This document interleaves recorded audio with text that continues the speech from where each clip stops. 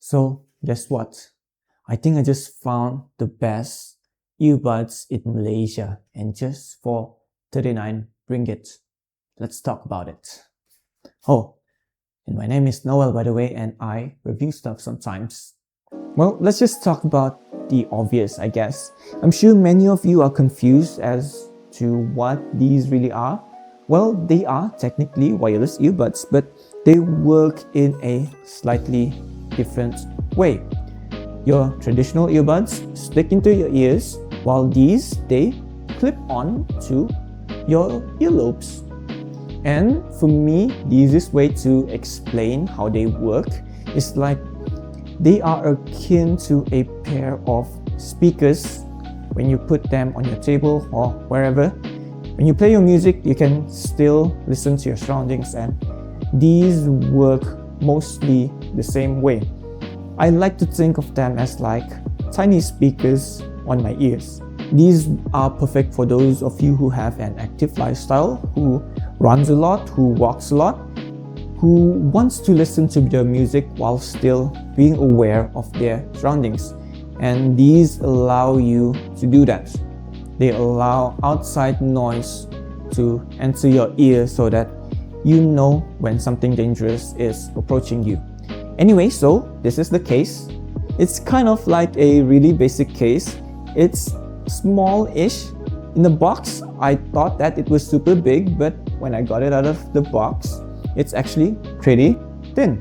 And that's one of the main things that matter when it comes to earbud cases, is how thin they are, because that's how you determine if they are easy to put into your pockets or to pull them out. These also have touch controls as well. They don't work as smoothly as name brand earbuds, but they're there and they are handy when you do really need them. But just keep in mind that there will be a hit and a miss sometimes.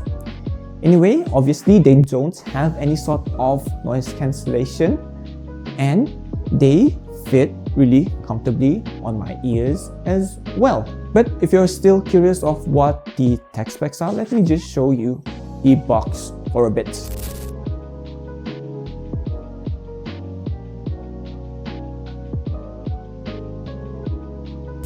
So, what do you think? Do you think that the tech specs are good enough for a piece of tech that costs only 39 ringgit? Well, I guess you guys have to let me know in the comments. Anyway, so like I said, they fit into my ears like this. And they are pretty comfortable, to be honest. I'm sure you'll be curious of how strong the clip or the clamping force is. And it's pretty strong. If you're running or working out, they don't get in the way, they don't flop around. Even just me shaking my head, they don't move around at all. And if you're curious of how heavy they are pretty light. But of course, when you do put them on for the first time, you will notice them. My ears didn't feel any fatigue while wearing them, but when I did take them off after a very long day, my ears do feel a bit of relief. So take that as you will. And when it comes to getting used to fitting them on into your ears, it will be kind of awkward in the first place, trying to adjust or trying to like pinpoint where the holes of your ears are. But after you get it once or twice, you won't have any issues. Now let's just get back to that case for a while, because I forgot to mention that although these are pretty small, but they do have a slight build quality issue. I mean, just listen to that rattle. They are quite decent, to be honest, but I have two main concerns about the case. One is that it's pretty flimsy, and I attribute that to a design issue that I noticed most cheap or budget brands don't implement, is that they don't put any springs into the hinges. And that might be a good or a bad thing, but it just doesn't allow for a flexible angle when you do want to take these out. See? Another concern that I have about the case is how surprisingly easy it is to scratch.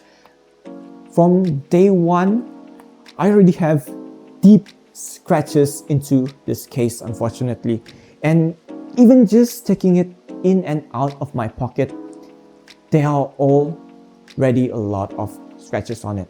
So if you are the type of person who likes your pieces of tech to look clean and pristine as long as you can, that will concern you guys.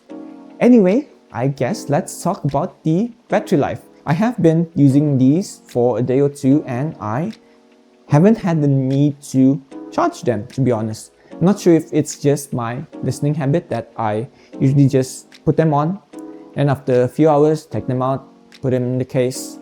But so far, I have a pretty good experience with the battery life.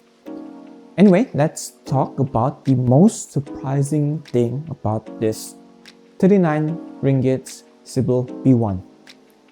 The sound quality. The sound quality on these guys are really good. And I was pretty surprised, you know. When I first put them on, I didn't expect much. I really thought that they would sound really thin or really thin. And they won't be much bass from these. But whew, did they surprise me on how they sound. I don't know how Sibyl did it, but these punch way above that 39 ringgit price point. The bass on here is really good. It's not up to the level that I can feel it thumping. I can feel the power from the bass, but it's still very punchy, it's still very clear, and it's still very smooth as well. Same goes for the trebles. The trebles, although they can be a bit sibilant at times, but for the most part, they are not overly bright, they are not overly sparkly. There isn't too much harshness to the trebles at all. Now, from testing cheap earbuds in the past, they usually miss the mark when it comes to the mids. And unfortunately, this has almost the same issue. I mean, it's not as bad as the other cheap earbuds that I've tested out, but the issue still stands.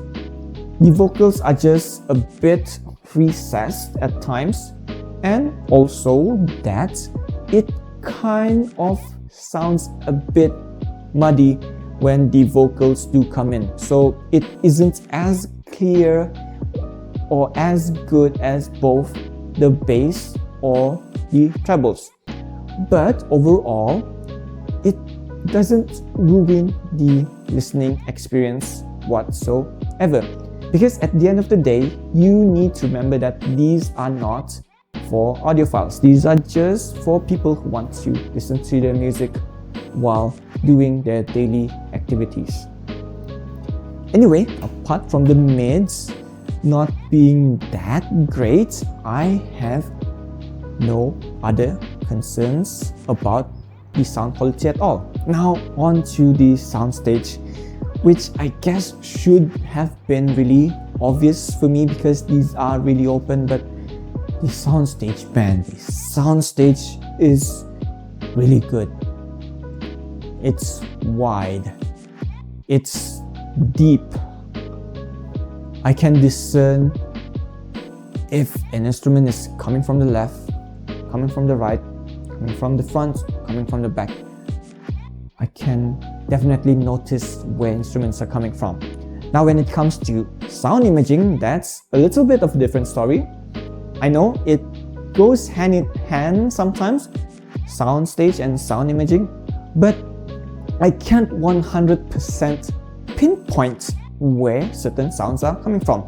I mean, I guess I can technically hear that certain instruments are coming from front, left, and below, but I can't really discern. I mean, the instruments are not that loud enough for me to really concentrate on that part of the music. Another thing is that I can't really feel my music, just like the bass, where it's still punchy, but I couldn't really feel it. For me personally, I like feeling when I can hear the piano being played, like when you press on the piano and it hits something hard and you can really feel it from the sound, like the sound reverberating or vibrating into your heart. And these unfortunately don't have that feeling for me. They still sound good, but that's the only thing missing. That feeling of the bass thumping, that feeling of these small instruments being playing, like the music is actually vibrating into my body. And that's not totally a bad thing, because like I said, these are not made for audiophiles. These are just made for your average people. But there is one huge concern, however. I did unfortunately notice that after a while of wearing them, the bass suddenly disappears.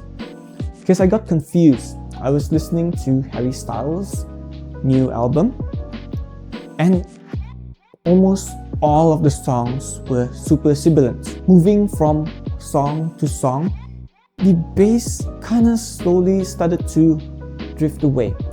Now, because it was my first time listening to that album, I kind of just thought that, hey, maybe it's just the songs. Maybe it's just how this album is produced. So I'm not gonna blame it on the earbuds.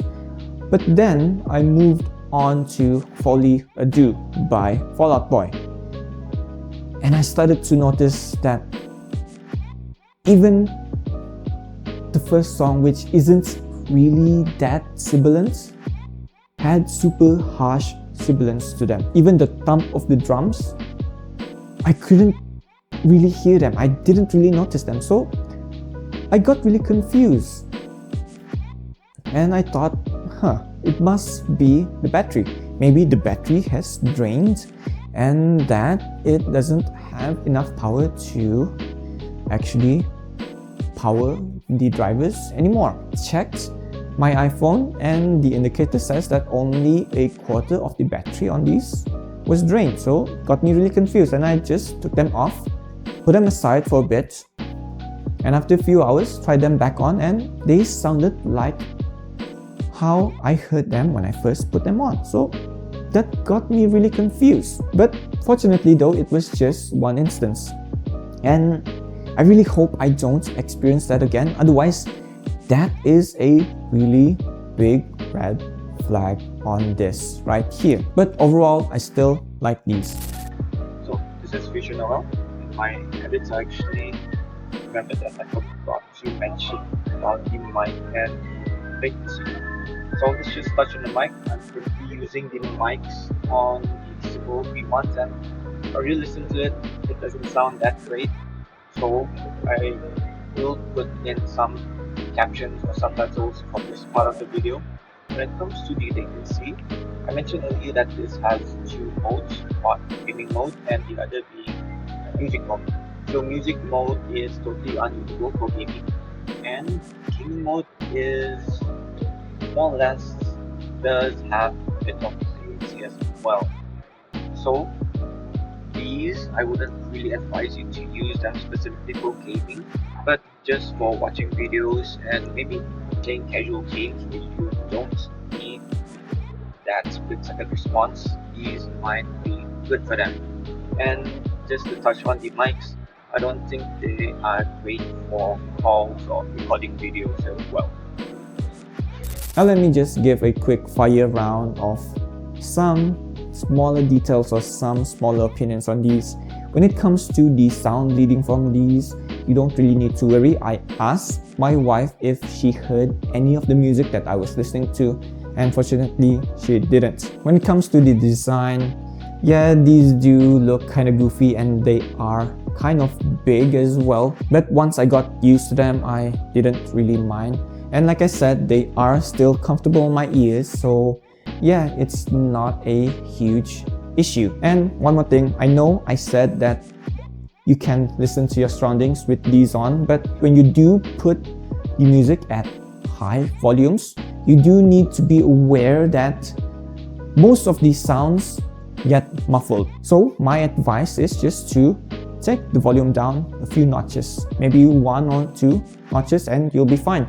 You'll definitely hear everything once you do that. So to conclude, these 39 ringgit Sibyl B1s are perfect for you guys who have an active lifestyle, who runs a lot, works out a lot. It's also perfect for you guys who are in the office, you still want to hear your colleagues call you or whatever. These are good for that as well. And if you're like someone who works at home, who needs to take care of their kids, and you want to listen to your music but you don't want to either distract them or wake them up with loud music, these are also perfect for you because it allows you to be aware when your kids are crying while still listening to your music. And like I said, these are super comfortable. Your ears won't get super tired when wearing these. And most importantly, this sound quality is top notch, man. It's top notch. But just remember the concerns that I have regarding the case, and also that slight, I guess, glitch when it comes to the bass disappearing. And I guess that's it for my review of the Sibyl B1s.